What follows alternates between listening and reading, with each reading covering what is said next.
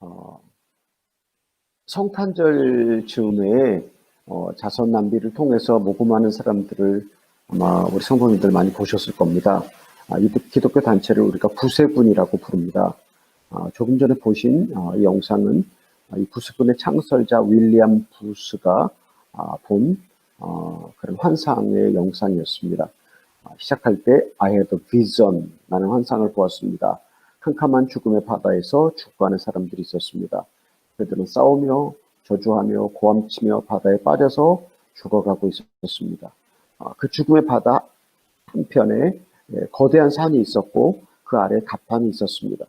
그 갑판에서 어떤 사람은 밧줄을 던져서 죽어가는 사람들을 구해내고 있었습니다. 그 갑판에서 그러나 대부분의 모든 사람들은 죽음의 바다에서 구원받은 사람들인데 그 구원받은 사실을 잊었고 지난 과거를 모두 잊어버리고 죽어가는 사람들에 대한 아무 관심조차 없었습니다. 사람들은 돈을 벌고 직업을 갖고 쾌락을 즐기고 종교적인 토론을 하고 모두 자기들만을 위한 삶을 살고 있었습니다. 그때 예수님께서 죽음의 바다로 뛰어드는 것을 보았습니다. 주님은 비통해하면서 땀과 피에 얼룩져져 있는 얼굴로 이미 구조되어 있는 갑판 위에 있는 사람들에게 와서 나를 도와달라고 소리를 칩니다. 그런데 이상한 것은 어떤 사람들은 큰 산 아래에서 함께 모여서 이렇게 기도하는 것입니다. 우리를 강하게 해주십시오. 우리를 악한 것들로 보호하게 해주십시오. 우리에게 와주십시오라고 그렇게 기도하며 있는 사람들이 있었습니다. 주님은 죽음의 그 바다에서 계속해서 와서 나를 도와달라고 이미 구원받은 사람들에게 요청하고 있습니다. 누가 가서 주님을 도와서 그 죽음의 바다에서 죽어가는 사람들을 구원할 것인가? 오늘은 선교사를 부르시는 주님이라는 제목으로 말씀을 함께 나누고 싶습니다. 첫 번째로 전도하면 무슨 일이 일어나는가? 전도하면 삶의 기쁨과 활력이 생깁니다. 제가 오늘 간증을 하나 들었습니다. 어느 분소교단에 속한 목사님이 생각하기를 자신은 영권도 없고 또 능력도 없고 자신도 없다고 그래서 열등의식을 갖고 사셨다고 합니다. 그런데 어느 날 주님의 인도하심으로 무당집을 찾아갔는데 그 무당이 목사님하고 이야기하는 도중에 내가 목사님 때문에 머리가 아픕니다. 그러니까 이제 돌아가 주십시오라고 이렇게 무당이 얘기를 했다고 그래요. 그러니까 이 목사님이 나는 자신도 없고 영적인 능력도 없고 열등의식이 많은데 이 무당이 내 안에 있는 예수님의 권위를 인정하는구나라고 확인을 하셨다고 그렇게 간증하는 것을 들었습니다. 우리가 읽은 본문 마태복음 28장 19절에서 20절 말씀, 그러므로 너희는 가서 모든 족속으로 지자를 삼아 아버지와 아들과 성령의 이름으로 세례를 주고 내가 너희에게 분부한 모든 것을 가르쳐 지키게 하라. 내가 세상 끝날까지 너희와 항상 함께 있으리라. 그렇게 말씀하셨습니다. 일하지 않고 놀고 있는 사람에게는 능력이 필요 없습니다. 그러나 일하는 사람에게는 능력이 필요합니다. 세상 끝날까지 너희와 항상 함께 있겠다라고 하신 그 말씀은 우리가 주님의 일을 할 때 하나님께서 우리에게 능력을 주신다고 하는 그런 말씀입니다. 신학교가 시작된 지 한 3년 후에 한 4살짜리 신학생 딸이 폐렴으로 죽는 일이 있었습니다. 우리 형제들은 문제가 생기면 독을 먹여서 살해하는 그런 관습이 있습니다. 저도 2004년에 누군가가 저를 살해하려고 독약을 먹였던 적이 있습니다. 이 딸을 잃은 아버지가 자기 딸이 신학교 누군가로부터 독을 먹고 살해되었다고 그렇게 이야기를 했습니다. 제가 이야기를 듣고 생각하기를 그럼 이제 신학교가 어떻게 될 것인가 너무 두렵고 떨렸습니다. 제가 침대 모서리에 엎드려서 기도하는데 사탄의 숨소리가 들리는 것 같았습니다. 너는 이제 끝났다. 너는 이제 여기를 떠나라 라고 그렇게 제게 속삭이는 것 같았습니다. 제가 공포에 질려서 주님께 기도했습니다. 공포에 질려서 기도하면서 울고 있는데 주님께서 제게 이런 감동을 주셨습니다. 나는 내가 독을 먹여서 사람들을 살해하는 이 부족들을 구원해 주기를 바란다라는 그런 감동을 주님이 주셨습니다. 그래서 제가 남았습니다. 사탄이 저희를 이 선교지에서 추방시키기 위해서 얼마나 많은 전략을 갖고 저희를 추격하고 저희를 핍박했겠습니까? 요한복음 1장 11절의 말씀을 보면 이런 말씀이 나옵니다. 그가 자기 땅에 오매 자기 백성이 영접지 아니하더니라고 말씀하셨습니다. 주님도 그렇게 이 땅에서 배척 받으셨다는 것이 저에게 큰 위로가 되었습니다. 우리가 한국이나 미국으로 돌아가려면 아마 기회가 수백 번 있었습니다. 사탄은 얼마나 지혜로운지 우리가 돌아가겠다고 하는 생각을 하면 합당한 이유를 우리에게 제공해서 모든 사람들 앞에서 나는 이런 이유 때문에 성교지를 떠난다, 또는 뭐 하나님의 일을 그만한다, 뭐 교회를 그만두겠다라고 합당한 이유를 주어서 우리가 그럼 주님을 떠나게 하는 것을 우리는 많이 이렇게 볼 수가 있었습니다. 그런데 우리를 돌아가게 할 수 있는 그런 많은 합당한 이유와 명분보다 하나님의 은혜와 하나님의 능력이 더 크셔서 저희가 아마존에 계속 남아 있었습니다. 항상 나의 등 뒤에서 나의 등 뒤에 계시는 하나님의 능력을 경험할 수 있었습니다. 내가 혼자가 아니고 주님께서 함께 계심을 주님이 확인시켜 주셨습니다. 우리가 전도할 때 하나님의 일을 할 때 하나님의 능력이 함께 있는 것을 확인할 수가 있습니다. 그래서 우리가 주님의 일을 할 때, 우리가 전도를 할 때 주님께서 우리 존재 가치를 확인시켜 주십니다. 또 우리가 전도할 때 열정적인 삶을 경험할 수 있습니다. 우리가 전도할 때 비로소 기독교인의 야성을 가질 수 있습니다.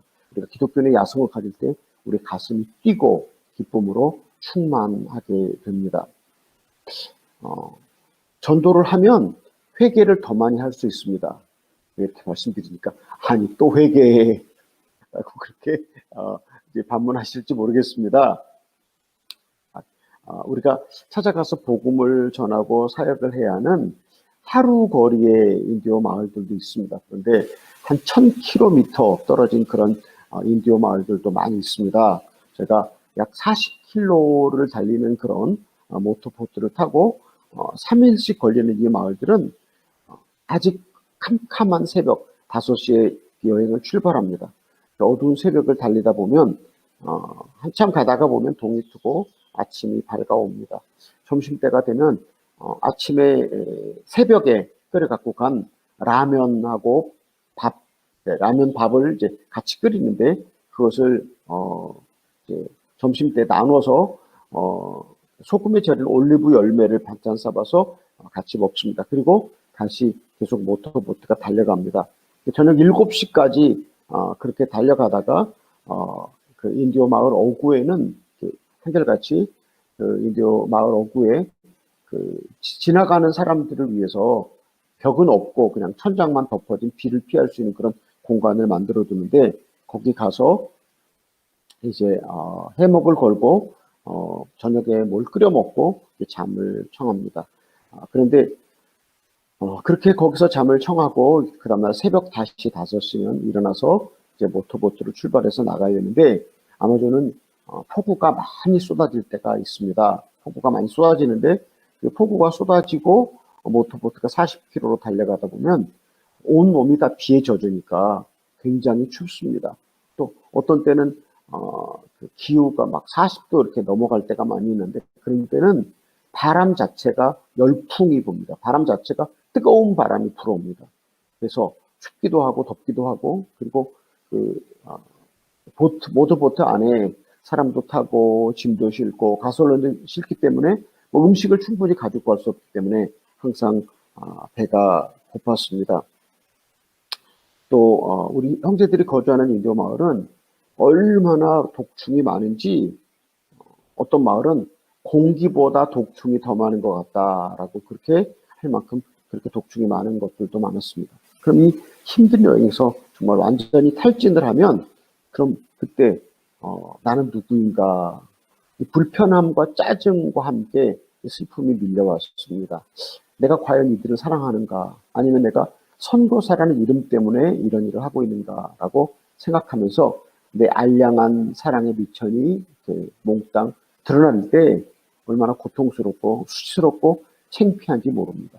그 알량한 내 사랑의 미천이 드러날 때 그때 자신을 돌아보면서 하나님, 제가 선교사가 아니고 제가 악하고 이렇게 형편없는 존재입니다라고 고백하면서 이런 모습 앞에서 우리가 회개할 수 있습니다. 그래서 전도할 때 사실은 하나님이 우리 약한 모습을 많이 보여주시고 우리의 알량한 사랑을 보여주실 때 우리가 회개할 수 있기 때문에 전도하면 하나님 우리를 회개로 인도하십니다.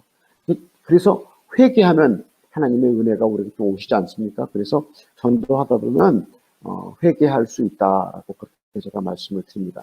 또 세 번째로 전도하면 주님께서 보상하시는 기쁨, 또 주님께서 보상하시는 것을 친히 우리가 경험할 수 있습니다. 저는 마약을 해보진 않았는데 마약을 할 때 가지는 엑스터시라고 그러죠. 황홀경이라고 말하는데, 그러나 한 사람이 예수를 믿고 그 삶이 변화되는 것을 본다는 것은 엑스타시 황홀공으로 주어지는 그 기쁨이 뭐 몇 분이라면 정말 한 인생이 변화돼서 주님을 믿고 가족을 전도하고 사람들을 전도하는 모습을 본다는 건 이건 그 마약이나 어떤 뭐 마리화나를 통해서 겪는 황홀경보다 훨씬 더 큰 것이다라고 그렇게 생각을 합니다. 전도해 본 경험이 있는 사람은 이 기쁨이 얼마나 큰지 아마 저랑 같이 동감할 수 있을 것이라고 생각합니다. 그러니까 선교사하고 또 계속 전도하는 거 아니겠습니까? 어쩌면 이건 중독이 되는 것 같습니다. 그래서 죄인이 회개하면 천국에서 잔치를 벌인다라고 이렇게 성경이 말씀하고 있는데, 우리가 전도할 때 그 하나님의 기쁨에 참여한다고 하는 거 아마 그 특권이라고 합니다. 전도 열심히 하는 교회는 회의가 짧고 회의가 없고, 전도하지 않는 교회는 회의 많이 하고 탁상 공론을 많이 한다고 그렇게 얘기를 합니다. 제가 몇 회에 걸쳐서 그리스도인의 내면의 삶에 대해서 설교를 했습니다. 이것이 우리 삶의 기본입니다. 그런데 그것과는 다른 전도 사역은 외형적인 우리의 어떤 일이라고 그렇게 말씀드릴 수 있는데, 내면적인 회개하고 제자로서의 삶을 살고 그리고 또 날마다 회복해가는 삶이 중요한 것이라면, 또 한 가지로 전도하는 사역, 선교하는 사역도 두 개가 함께 마치 같이 굴러가야 한다고 하는, 그래야만 균형 잡힌 그리스도의 삶이 된다고 제가 말씀을 드릴 수가 있습니다. 그래서 전도를 하다 보면 참 하나님의 감사한 기쁨에 참여합니다. 다시 말씀드리면 황홀경을 경험한다라고 그렇게 말씀을 드립니다. 그런데 이것만이 아닙니다. 우리가 전도를 위해서 우리 물질을 사용하거나 또는 전도를 위해서 내가 내 재능이나 내 시간을 사용할 때 하나님이 우리가 주님께 드렸던 시간이나 재능이나 물질보다 훨씬 더 많은 것으로 보상해 주시는 것을 저희는 직접 경험해 볼 수가 있었습니다. 상파울로에 김태현 장로님이라는 분이 계십니다. 제가 첫 번째 교회를 개척할 때 그때가 95년이었는데 당시 이 장로님 내외가 브라질에 이민을 와서 10년이 되었고 처음으로 자기 소유의 집을 구입한 상태였습니다. 그런데 저희가 교회를 개척한다는 교회를 개척하기 위해서 땅을 구입해야 한다는 이야기를 듣고 참으로 그 장로님께서 옥합을 깨트린 여인처럼 자기가 갖고 있는 전체를 다 그때 그 비용이 3만 불이었는데 95년도에 3만 불은 아마 지금은 30만 불쯤 된다고 제가 생각을 합니다. 근데 그것을 저에게 헌금을 하셨습니다. 근데 그때 저희는 그분들이 드린 그 헌금의 가치가 얼마나 소중한 것인지를 알고 있었습니다. 그래서 저희 내외가 그분들을 위해서 그분들을 축복해달라고 참 많이 하는 그 기도를 드렸습니다. 뿐만 아니라 이 김태현 장로님뿐만 아니라 상파울로의 우리 최봉상 장로님, 안정삼 장로님, 또 여러 많은 선교 동역자들, 그리고 뿐만 아니라 또 아마존에 잃어버린 영혼들을 구원하기 위해서 이 아마존에 직접 오셔서 우리와 함께 고통을 함께 나눠주신 분들, 1년에 한 번씩 아마존에 늘 오시는 우리 안정태 집사님 내외에 또 미국에서 항상 저희 오셔서 함께 사역해 주신 우리 그 손찬식 목사님, 또 우리 상파울의 주옥월 장로님, 여러 분들, 정말 많은 분들이 저희와 함께 수십 년 동안 사역을 같이 하셨는데, 제가 이렇게 저희와 함께 사역하셨던 분들이 하나님에게 그 물질적인 보상을 받는 것을 보면서 제가 깜짝 놀랄 때가 너무나 많았습니다. 그래서 제가 이렇게 물질로 또 시간으로 재능으로 이렇게 전도를 위해서 선교를 선신한 분들을 보면서 하나님은 결코 거저 받으시는 것이 아니라 만배로 보상하시는구나라고 하는 것을 확인할 수가 있었습니다. 그래서 어떤 분들은 정말 전혀 생각하지 않았는데 직장에서 승진되기도 하시고, 전혀 예상하지 못한 방법으로 새로운 자동차를 주기도 하시고, 또 불치병이 치유되기도 하시고 하는 많은 간증들이 정말 너무나 많이 있습니다. 그런데 제가 이런 간증을 잘 하지 않습니다. 왜냐하면 제가 이런 간증을 하면 교인들이 선교를 하면 하나님이 만배로 축복하신다고 하는 기복주의를 주장하는 것 같아서 잘 말씀을 드리지 않는데, 오늘 제가 전도에 대해 설교하기 때문에 이렇게 말씀을 드립니다. 우리가 하나님을 기쁘시게 하는 전도의 선교에 우리의 물질과 시간과 재능을 사용할 때 하나님은 결코 잊어버리지 않으시고 그것보다 훨씬 더 크고 위대하게 보상해 주신다라고 하는 말씀입니다. 전도서 11장에 이런 말씀이 있습니다. 내 떡을 강에 던져라. 몇 날이 못 되어 찾을 것이다 라고 말씀하십니다. 우리가 떡을 강에 던진다는 것은 무슨 의미겠습니까? 참으로 전혀 의미 없이 투자하는 것 같기 때문에 하나님은 잊어버리지 않으시고 몇 날이 못 돼서 찾게 주신다라고 하는 말씀입니다. 이제 전도하면 어떤 일이 생기는가? 전도하면 우리가 황홀경을 경험하게 됩니다. 그러니까 우리가 시간으로 물질로 재능으로 바칠 때 하나님께서 우리에게 만배로 보상해 주신다고 하는 말씀을 드렸습니다. 이제 제가 전도는 무엇인가에 대한 개념을 정리해 보고 싶습니다. 전도와 선교의 차이는 무엇인가? 전도는 국내 전도, 또 동일한 문화권에서의 전도 사역을 말할 때 사용하고, 선교는 해외 선교 아니면 타문화권에 있는 사람들을 전도할 때 선교라고 하는 개념을 이렇게 사용한다고 합니다. 그러나 전도나 선교나 개념은 마찬가지입니다. 왜냐하면 우리가 주의 복음을 다른 사람들이 전하는 것이기 때문입니다. 아그리빠 왕 앞에서 바울이 자신을 변호하면서 전도의 개념을 이렇게 정리합니다. 사도행전 26장 18절에 있습니다. 그 눈을 뜨게 하여 어둠에서 빛으로 사단의 권세에서 하나님께로 돌아가게 하고 죄사함과 나를 믿어 거룩해 된 무리 가운데서 기업을 얻게 하리라. 선교의 개념은 한 사람의 인생이 변화되고 하나님의 나라가 임하는 것을 보는 것입니다. 저희 교회에 루시오라고 하는 집사님이 한 분 계신데, 95년에 제가 늘 병원 전도를 다니다가 이분을 만났으니까 복음을 전했습니다. 술을 많이 마셔서 병이 생겨서 병실에 누워있는 젊은 군인이었는데, 제가 복음을 전해서 그분이 병원에서 예수를 영접하고 세례를 받고 그리고 가족들을 다 전도하고 지금은 이제 집사님이 되셨습니다. 근데 브라질은 투표를 해서 집사가 됩니다. 3년에 한 번씩 투표를 하는데 집사를 계속 하려면 아주 신실하고 주님을 사랑해야 되고, 또 한 번 집사에 당선됐다가 그 다음에 또 뽑아주지 않으면 집사가 될 수 없는데, 우리 루시 집사님은 계속해서 수십 년 동안 교회에서 집사로 봉사하고 계시는 중에 있습니다. 전도를 쉬운 말로 말하면 세상을 향해 가던 한 사람이 주님께 그 주도권을 양도하고 주님께로 돌아와서 다시 다른 사람들을 주님께로 돌이키는 것이다 라고 선교 개념을, 또 전도 개념을 제가 말씀드릴 수 있습니다. 전도의 주체는 누구인가? 저는 선교사가 되고 오랫동안 내가 선교의 주체이고 선교의 주인이라고 오해를 했습니다. 가끔 제 아내 혼석 선교사가 당신이 아마존을 며칠 비우면 아마존이 무너질 것 같으냐? 그런데 제가 어떤 때 가끔 내가 아마존을 떠난다고 생각하면 소름이 돋았습니다. 왜 아마존을 떠난다고 생각하면 소름이 돋았을까요?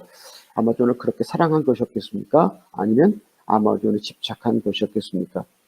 제가 제 교만이 왕창 부서지고 제 자기의가 사라지고 난 다음에 알았습니다. 선교는 내가 주체가 아니고 내가 주인이 아니고 하나님이 선교의 주체시고 하나님이 선교의 주인이십니다. 하늘과 땅을 지으신 하나님, 아담과 하와를 창조하신 하나님께서 당신의 구원의 계획을 스스로 이루어 가고 계십니다. 당신의 계획 가운데 그분이 친히 선교를 주관하고 계십니다. 그 후로 제가 발견한 사실은 이것입니다. 나는 하나님의 일회용품이구나.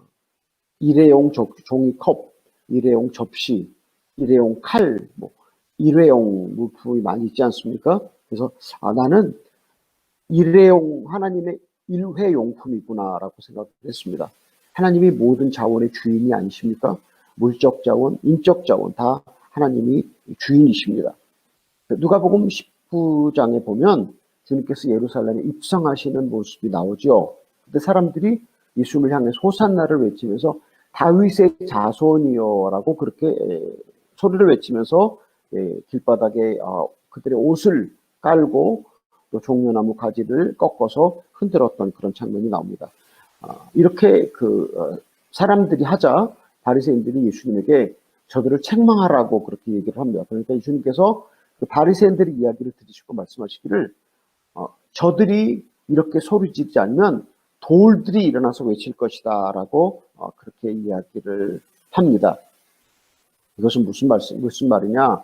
내가 만일에 하나님의 일을, 하나님의 전도를 하지 않으면 하나님이 언제나 다른 사람들을 통해서 당신의 일을 친히 이루어 가신다라고 하는 사실입니다. 그래서 제가 내가 교만하고 언젠가 주님이 나를 볼 때 합당하지 않다고 생각하시면 나를 폐기 처분하시고 다른 사람들을 사용하실 것이다 라고 생각을 합니다. 모르드게가 이스라엘 민족이 죽게 되었을 때 에스더 왕비에게 이렇게 이야기를 합니다. 너가 왕비가 된 것이 이때를 위함이 아니냐. 하나님은 너가 아니어도 우리를 구원해낼 수 있다라고 에스더에게 이야기를 합니다. 제가 그것을 보면서 역시 마찬가지로 나도 지금 내가 선교사로 사역하고 있는 것은 이때를 위하여 하나님이 나를 쓰고 계신다고 하는 사실을 제가 기억합니다. 그래서 늘 제 마음속에 이런 생각이 있습니다. 하나님이 나를 쓰시고자 할 때 겸손하고 감사하고 기뻐하면서 순종해야 된다. 언젠가 내가 교만하면, 언젠가 내가 주님을 세상보다 덜 사랑하면, 내가 주님을 덜 사랑하고 세상을 더 사랑하면 내가 하나님에 의해서 내침을 당하게 될 것이다. 버림을 당하고 다른 사람이 내 자리를 차지할 것이다 라고 생각을 합니다. 전도하는 일, 선교에 참여하는 일 모두가 다 주님이 주인이십니다. 주님께서 주관하시는 일입니다. 선교사는 성도님들의 기도와 도움으로 생활하기도 하고 일도 합니다. 하나님께서 당신의 종들을 보내시고 빼기도 하시고 모든 것을 주장하시는 것을 저는 경험할 수 있었습니다. 말씀드렸던 것처럼 저희와 함께 등록하시던 많은 등록자님들이 계십니다. 그런데 어떤 이유로 도움을 중단하시는 분들, 또 저희를 조용히 떠나가시는 분들이 많이 계십니다. 그런가 하면 또 새롭게 도움을 제공하시는 분들도 계십니다. 그래서 이런 모든, 그러니까 저희와 함께 관계를 갖고 도움을 주기도 하고 교제를 가지다가 떠나는 분들이 계신다면 또 하나님이 새롭게 다른 분들을 그 자리에 놓으시고 저희와 교제하고 관계를 가지고 저희를 돕기도 하는 이런 모습들을 보면서 하나님이 친히 행하시는구나라는 것을 확인을 합니다. 그래서 제가 생각하기를 나는 언제까지 주님께 쓰임을 받을 것인가 라고 생각하면서 주님 앞에서 엄숙하여집니다. 주님께서 말씀하셨습니다.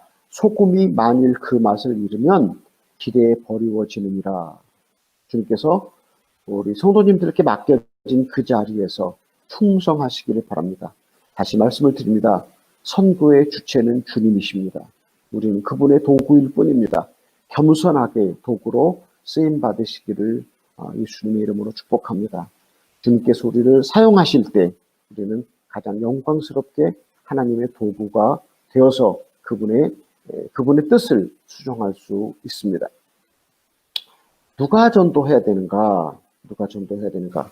가끔 자동차 뒤에 물고기 그림 같은 스티커를 붙이고 다니는 차를 아마 보셨을 겁니다. 아시는 분도 계시겠지만 이 물고기처럼 된 스티커의 원래 의미는 초대교회 시절에 박해받던 시절에 그리스도인이라고 하는 비밀 암호였습니다. 초대교회 시절 핍박이 거세고 무서웠던 때 그리스도인들은 자기가 그리스도인이라고 공개할 수 없었지 않았습니까? 서로 암호를 주고받았는데 땅바닥에 물고기 그림을 그리면 서로 그리스도인이라고 확인하였다고 합니다. 그때 당시 그리스도인이라고 밝혀져서 잡히면 동물의 밥이 되거나 기둥에 묶여서 불태워져서 거리를 밝히는 가로등이 되지 않았습니까? 그런데 그럼에도 불구하고 그때 그 초대교회에 핍박받던 그 사람들은 자기 목숨과 구원을 바꾸면서 전도를 했습니다. 근데 그때 그 사람들과 우리를 비교해보면 로마서 10장 10절에 우리가 잘 아는 말씀, 사람이 마음으로 믿어 의에 이르고 입으로 신하여 구원에 이르느니라. 그렇게 그들은 목숨과 구원을 바꾸어서 입으로 시인한다는 것이 진짜 주님을 위하여 죽을 수 있는 믿음을 가진 것이었습니다. 그런데 오늘 우리 시대에 예수만 믿으면 구원받는다. 그러니까 지적 동의만 해도 구원받는다라는 것과 그 초대교회 시절에 마음으로 믿어 의에 이르고 입으로 신하여 구원에 이른다는 것과 오늘 우리가 하는 것과는 완전히 다른다고 하는 것을 말씀을 드릴 수 있습니다. 그런데 그때 초대교회 핍박받던 시절에 언제 죽을지 모르는 그 당시에 그 사람들은 하나님이 내게 하루를 더 연장해 주시면 주님의 복음을 전하라고 하루를 더 연장해 주신다고 믿고 살았다고 합니다. 그때 핍박받았던 시절 그때 사람들은 하루를 주님이 내게 더 주신다는 건 내가 하루 동안 복음을 더 전하라고 내게 하루를 선물로 주셨다고 믿고 받아들였다고 합니다. 그래서 노예는 노예에게, 상인은 상인에게 노예에게 복음을 전했다고 합니다. 이 복음은 당시 노예들에 의해서 가장 가난한 천민들에 의해서 왕족들에게까지 복음이 전해지는데 콘스탄틴 대제의 어머니가 왕족 아니었습니까? 그 왕족에게까지 복음을 전했습니다. 어떻게 그들은 그 가난한 천민들로서 노예들로서 복음을 전할 수 있었을까? 네, 한번 생각을 해봅니다. 노예가 어떻게 주인에게, 노예가 어떻게 왕족의 복음을 전할 수 있었을까?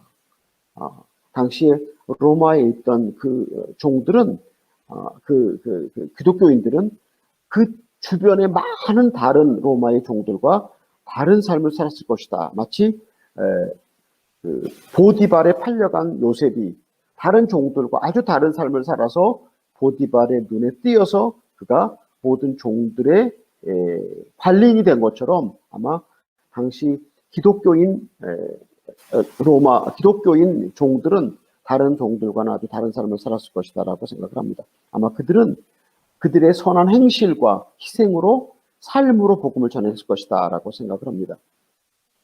서기 313년에 콘스탄틴 황제가 종교의 자유를 선포하지 않았습니까? 그때 당시 로마 인구 10분의 1이 기독교인이었다고 합니다. 그때 교회는 선교다라고 믿었다고 합니다. 교회는 선교다라고 그렇게 믿었는데 그 후에 종교의 자유가 선포되고 콘스탄틴 대제가 그 지하 무덤에 살던 기독교인들을 이제 초대해서 황제의 식탁에 앉아서 먹고 마실 때 그때는 사람들이 교회는 선교를 사명으로 갖는다라고 선교와 교회 개념을 바꾸어 놓았다고 합니다. 핍박받은 시절 교회가 지하 무덤 속에 있을 때 그때는 교회는 선교다라고 생각했는데 교회가 부와 명예와 권력을 갖게 될 때는 교회는 선교를 사명으로 갖는다라고 선교에 대한 개념을 바꿨다고 합니다. 전에는 하나님이 오늘 하루 내게 하루를 연장해 주신 것은 복음을 전하기 위함이라고 생각했던 그들이 이제는 선교사를 뽑아서 훈련시켜서 다른 곳으로 내보내는 일을 했었다고 합니다. 그전에는 모두가 다 선교사라고 생각을 했는데 콘스탄틴 대제가 종교자유를 선포하고 난 다음에 선교사를 양성해서 선교사를 파송했다고 하는 것입니다. 이제 윌리엄 부스의 환상을 한번 다시 기억해 보실까요? 가판에 있는 사람들은 다 구원받은 사람들이었습니다. 그들은 지금도 죽음의 바다에 빠져 죽어가는 사람들에 대한 관심이 거의 없었습니다. 단 한 사람만 밧줄을 던져서 사람들을 구원하고 있었습니다. 주님은 지금도 죽음의 바다에서 죽어가는 사람들을 구원하면서 우리에게 와서 도와달라고 우리에게 부르고 계십니다. 구원의 은혜를 잊어버린 성도들, 오늘 우리를 살려두시면 천국 가도록 거룩해지기 위해서 그리고 전도하도록 매일매일을 연장하여 주신다고 믿습니다. 환상에서 보았듯이 주님이 지금도 우리를 부르고 계십니다.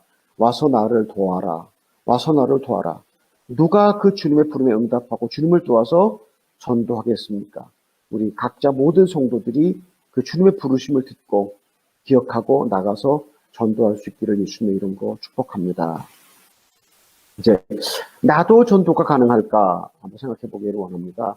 나도 전도가 가능할까? 예, 우리 모두 다 전도가 가능합니다. 여러분이 전도할 대상자를 정하는 그때부터 전도가 가능합니다. 성경이 우리에게 말도 안 되는 일을 맡기고 우리가 할 수 없는 불가능한 것들을 우리에게 하라고 그렇게 지시할까요? 그렇지 않습니다. 성경은 우리가 할 수 있는 것들을 우리에게 가르치시고 우리가 할 수 있는 것들을 우리에게 하라고 그렇게 말씀을 하십니다. 어떤 분들은 이야기를 나는 주님이 누군지도 잘 모르는데 충분히 이해할 수 있습니다. 나는 전도 훈련을 받은 적도 없는데 어떻게 전도를 가능한가? 예. 당장 예수님의 복음을 전하는 것이 불가능하지만 그러나 누군가가 예수님을 믿었으면 좋겠다고 하는 그 대상을 선택하는 것으로부터 전도가 시작될 수 있습니다. 내 부모 또는 형제, 친척, 친구 누구라도 저 사람이 예수를 꼭 믿었으면 좋겠다고 생각하는 사람이 있으면 그 사람을 위해서 기도를 시작하십시오.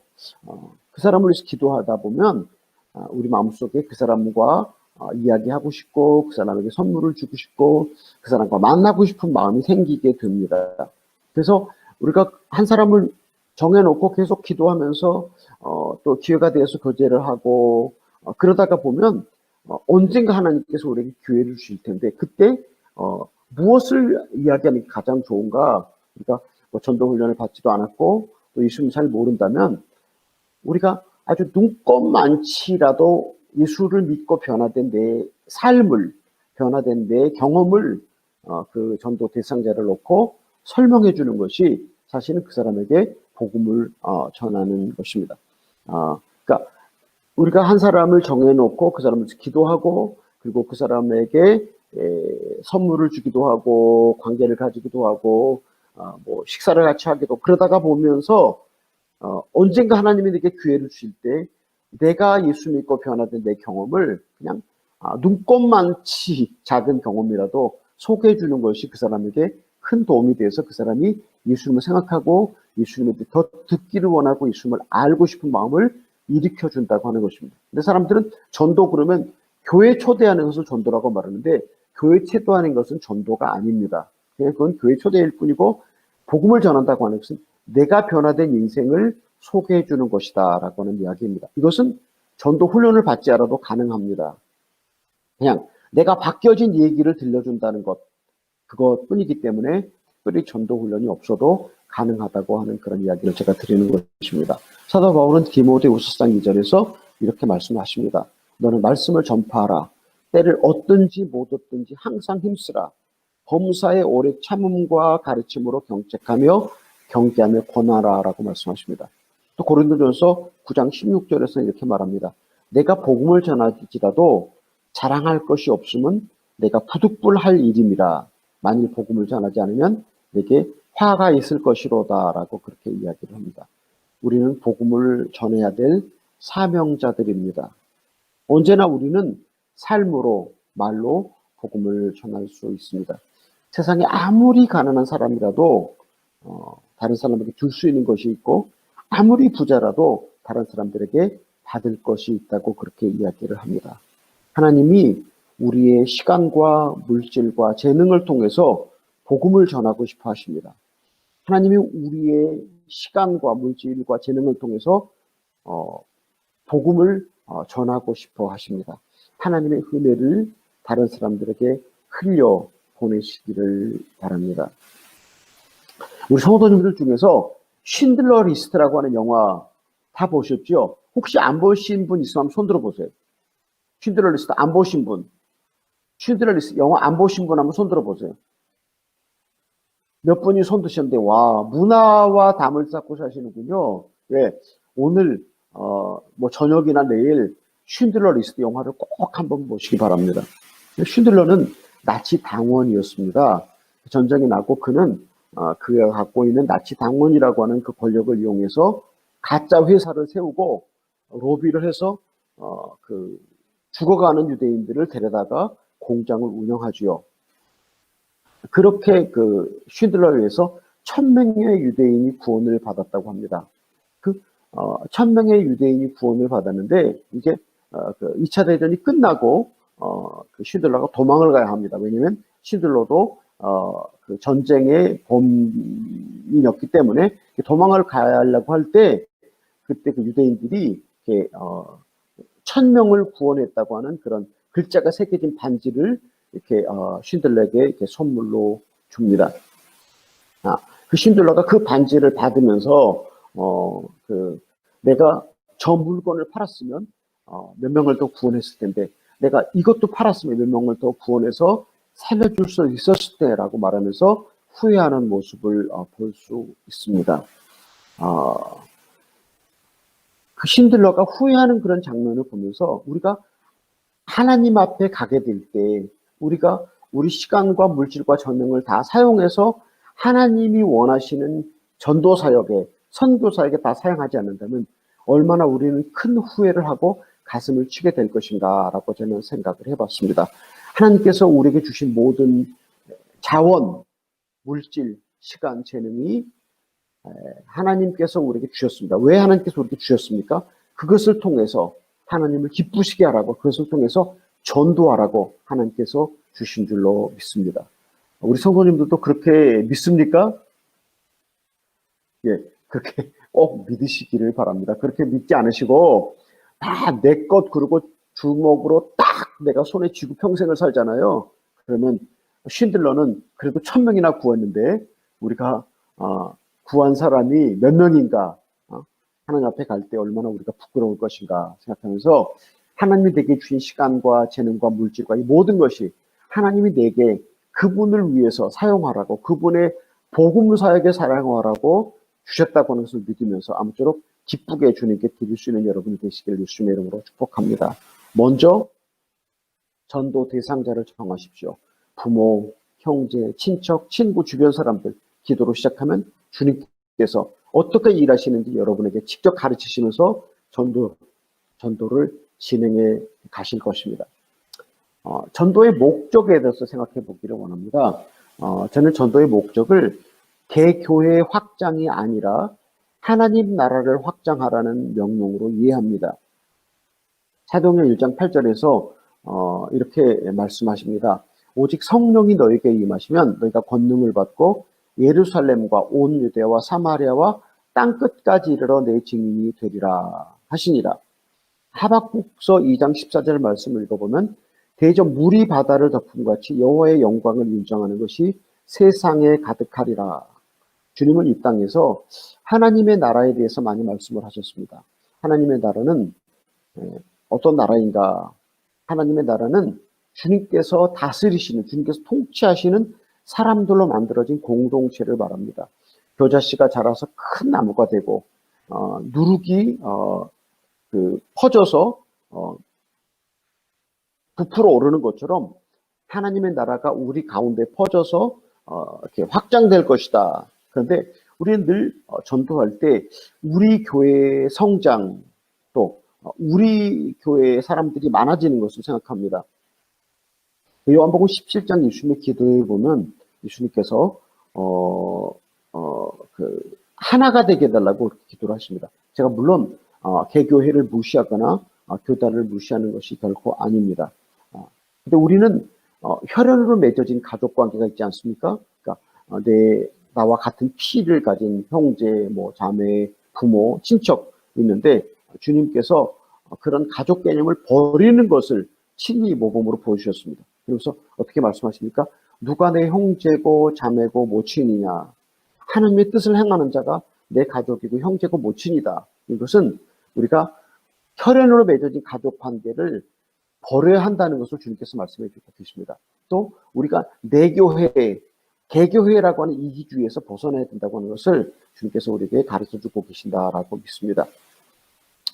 그래서 우리가 주기도문에 하늘에 계신 우리 아버지, 주님의 뜻이 하늘에서 이루어진 것 같이 땅에서도 이루어지다라는 말씀처럼 전도의 목적은 개교회 또는 우리 교회의 개념을 떠난 하나님 나라의 확장으로 이해해야 한다라고 제가 그렇게 말씀을 드립니다. 제가 이것 때문에도 사실 회개를 많이 했는데요. 제가 제 잘난 의 하나를 고백합니다. 저는 교회를 개척한다는 것이 무엇인지 잘 압니다. 왜냐하면 제가 교회들을 개척해 보았기 때문입니다. 제가 첫 번째 교회를 개척할 때 3개월 동안 발품으로 전도해서 20명을 모았습니다. 그리고 첫 번째 모임을 가졌는데 한 번도 예배를 드려본 적이 없는 사람들이었기 때문에 제가 첫 번째 그 사람들을 만나서 예배는 이런 것인데 이런 순서대로 다음 주부터 드릴 것이다 라고 설명을 하고 제가 교회를 시작했습니다. 근데 제가 교회를 시작하면서 나는 예배에 몇 사람이 오는가 숫자에 연연하지 않겠다라고 생각을 했습니다. 근데 제가 이제 교회를 개척할 때는 그때는 얼마나 선교 후원이 없었는지 오토바이 한 대에도 살 만한 그런 여유가 없었습니다. 그래서 제가 걸어 다니면서 전도를 했는데 제가 거주하는 곳에서 교회를 개척하는 장소까지 걸어서 45분 걸리는 거리였습니다. 근데 제가 그 거리를 걸어가면서 만나는 모든 사람들에게 인사하고 전도의 기회를 열었습니다. 또 생필품을 구입하기 위해서 또 질병 치료를 위해서 인디오 마을에서 우리 도시에 와서 머무는 곳곳 또 치료소, 병원 이런 곳을 찾아다니면서 전도를 했습니다. 간혹 제가 전도해서 주님을 영접하면 저는 우리 교회에 오라고 말하지 않고 가장 가까이 있는 교회에 가라고 이렇게 교회를 소개해 줬습니다. 왜냐하면 하나님께서 나를 아마존에 보내신 것이 제가 장로교 출신 선교사인데 장로교를 확장하라고 하나님이 나를 아마존에 보내셨다라고 생각하지 않았기 때문입니다. 하나님이 저를 아마존에 보낸 것은 하나님의 나라를 확장하고 말씀을 선포하라고 보냈다라고 생각을 했습니다. 그래서 제게 가장 중요한 사역인 신학교 사역, 또 저희가 병원선을 통해서 의사와 치과 의사들을 모시고 가서 인디오 마을에 가서 치료하고 복음을 전하는 사역, 이 모든 사역들이 다 초교파 사역입니다. 저희가 도시에 세워놓은, 그러니까 저희 도시에 2개, 또 비행기 타고 30분, 비행기 타고 1시간 거리에 세워진 2개의 교회들, 이 교회들은 장로교회라는 간판을 붙였는데, 왜냐하면 도시에는 이미 다른 교회들이 교파 간판을 붙이고 있었기 때문에 제가 장로교회 간판을 붙였습니다.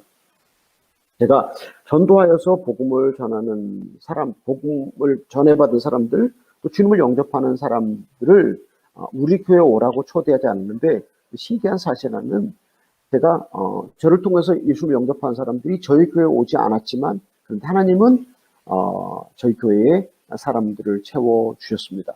우리가 우리 교회에 오라고 전도하지 않고 주님의 복음을 전하고 하나님 나라를 확장할 때 하나님이 우리 교회를 채워주신다고 믿습니다. 우리 찬양마을 교회도 열심히 전도할 때 하나님께서 찬양마을 교회에 사람들을 보내주실 줄로 믿습니다. 우리는 때를 얻든지 못 얻든지 복음을 전해야 합니다. 그 중심에 하나님의 나라가 있어야 합니다. 천국에 가면 장로교 거리, 또 순복음교회 거리, 감리교 거리가 없을 것이라고 그렇게 말합니다. 오직 주님을 구주로 믿은 사람들의 거리만 있을 것이라고 그렇게 웃으면서 이야기하지 않습니까? 물이 바다를 덮음같이 하나님의 영광이 가득한 세상, 하나님의 통치를 받는 사람들이 세상에 가득하도록 전도의 목적이 하나님 나라의 확장에 있기를 기도합니다. 이제 마지막으로 모든 교인을 선교사화하라. 모든 교인을 선교사가 되도록 하라라고 말씀을 드리고 있습니다. 코로나 바이러스 때문에 약해지는 교회가 심각할 것이라고 다들 전망하고 있지 않습니까? 많은 교회가 적자에 시달리고 있습니다. 그러면 또 한편으로 선교지는 30% 선교사가 철수할 것이라고 그렇게 이야기를 합니다. 근데 왜 전도해야 하는가? 요즘에 이제 사람들이 조사해 본 바에 의하면 만일에 코로나 바이러스가 끝나고 다시 예배당에 모여서 대면 예배가 시작할 때 당신은 대면 예배를 선호할 것인가 아니면 온라인 예배를 선호할 것인가라는 조사를 했을 때 30%가 나는 교회 예배가 재개되어도 교회 가지 않고 그냥 온라인으로 예배를 드리겠다라고 하는 사람들이 30%라고 합니다. 이 말은 무슨 말입니까? 나는 이제 교회를 떠나겠다고 하는 간접적인 의사 표현입니다. 앞으로 이렇게 코로나 바이러스가 장기화될 때 교회를 떠나는 사람들이 얼마나 더 많아질까 이런 생각을 해보면 우리가 전 교인들을 선교사화해야 한다. 그러니까 교회가 약해지는 것이 문제가 아니라 나도 전도하지 않으면 나도 온라인 예배 드리면서 그냥 신앙생활을 그냥 미지근하게 하겠다라고 하는 것에서 우리가 보호되기 위해서는 내가 열심히 전도하도록 전 교인들을 선교사화 시켜야 된다라고 그렇게 말씀을 드리는 것입니다. 사람들이 어떻게 하면 선교사 준비를 할까요? 라고 제가 질문을 가끔 합니다. 어떻게 하면 제가 선교사 준비를 할까요? 제가 이렇게 얘기합니다. 선교사 훈련 지금 하나님이 당신에게 시키고 있습니다.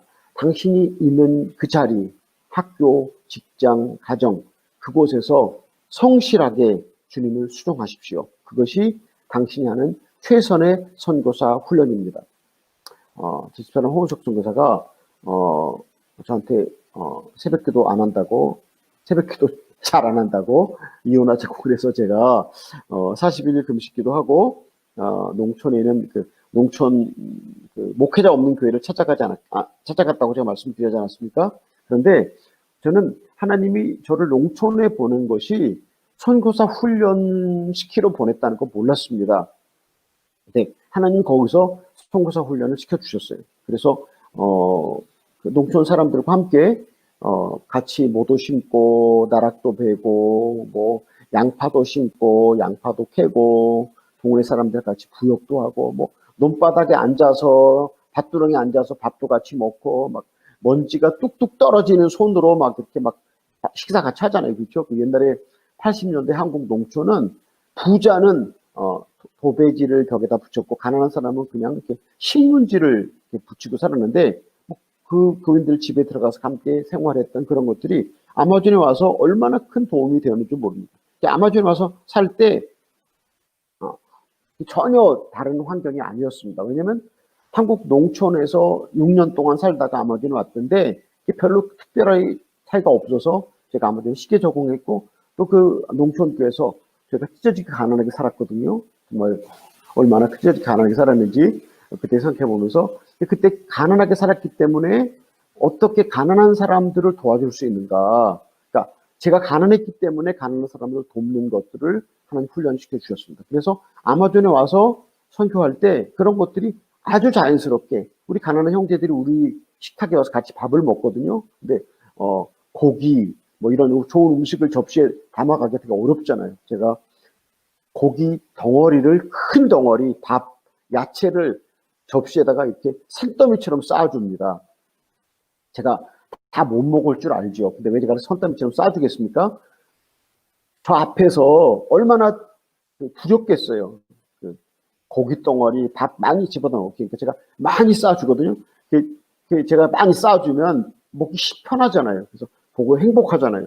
다 못 먹겠다고 그래요. 그러면 이제 그분이 먹다 남은 음식을 제가 그릇에 담아서 그리고 그날 식사 때 남은 음식을 다 담아서 이렇게 만들어서 큰 도시락을 만들어서 그 형제에게 주고 그리고 제가 소화제를 같이 줘요. 왜냐면 갑자기 과식을 해서 배탈 나면 안 되니까. 그리고 큰 도시락을 만들어 주는 건 집에 있는 식구들 갖다 같이 먹으라고. 그럼 얼마나 행복하게 그분들이 도시락을 갖고 집으로 돌아가겠습니까? 그래서 하나님이 선교사 훈련을 어떻게 저한테 시키셨는가? 농촌에 보내 선교사 훈련을 시키셨다. 그러니까 여러분이 어떻게 선교사 훈련을 받는가?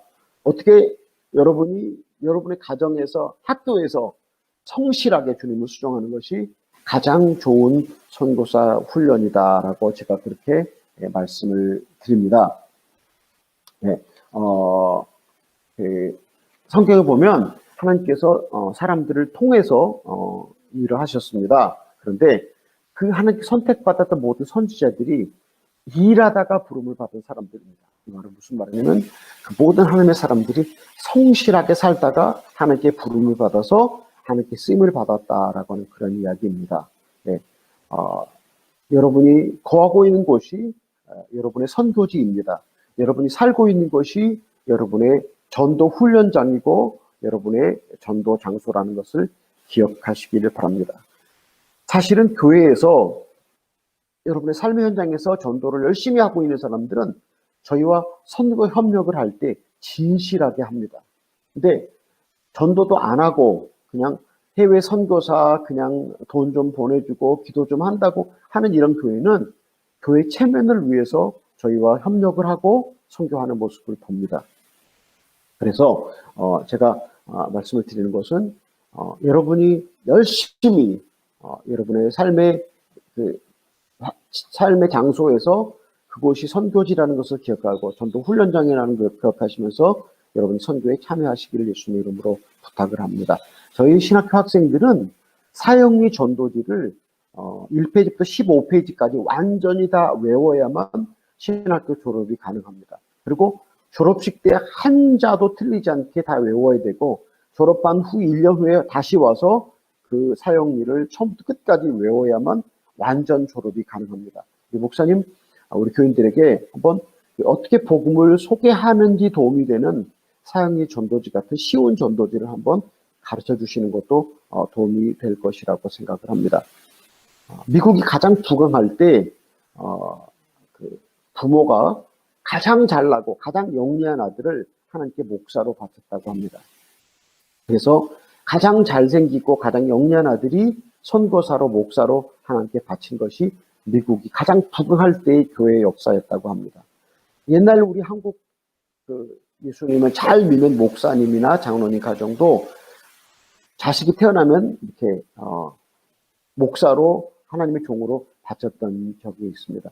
저는 큰 딸인데 둘째도 딸이 태어나기를 기다렸는데 아들이 나왔더라고요. 그래서 제가 너무 깜짝 놀라서 아들이 태어났을 때 하나님, 이놈은 하나님 종이 될 것입니다라고 제가 저하고 집사람하고 둘이 하나님께 서원을 했습니다. 그래서 우리 아들이 온갖 방황과 온갖 망난 짓을 많이 하다가 지금은 신대원 3학년에 재학 중에 있습니다. 사랑하는 우리 성도님 여러분, 우리도 전도해야 되지만 우리 자식 세대, 다음 세대까지 복음을 전할 수 있도록 자식들에게 복음을 전하고 또 자식들도 하나님께 바치는 그런 믿음이 있으시기를 예수님의 이름으로 축복합니다. 전 교인이 선교사화된 교회, 제가 한 곳을 알고 있는데 휴스턴 서울 침례교회라는 교회가 있습니다. 휴스턴에 있는 한국 교회들 중에서 가장 가정교회를 잘하는 교회입니다. 제가 이 교회에 2번 갈 일이 있었습니다. 한 번은 그 가정교회 세미나에 참석을 했고 한 번은 그 교회 목장에 제가 이제 가서 같이 생활한 적이 있었는데 제가 이분들을 보면서 깜짝 놀랐습니다. 모든 교인들이 가정교회로 형성되어 있는데 이 가정교회에 속한 그 목장 공동체 사람들이 안 믿는 사람들을 보면서 정말 눈빛이 빛나는데 이 사람들을 안 믿는 사람들을 자기 집에 초대에다가 정말 아주 좋은 식사를 대접하고 그리고 짧게 성경 공부를 하고 그리고 서로 나눔을 갖고 기도하고 그러면서 그 도움을 받고 예수님을 영접하고 세례를 받고 교회 공동체가 되어서 목장 활동을 계속하는데 제가 이런 생각이 들었어요.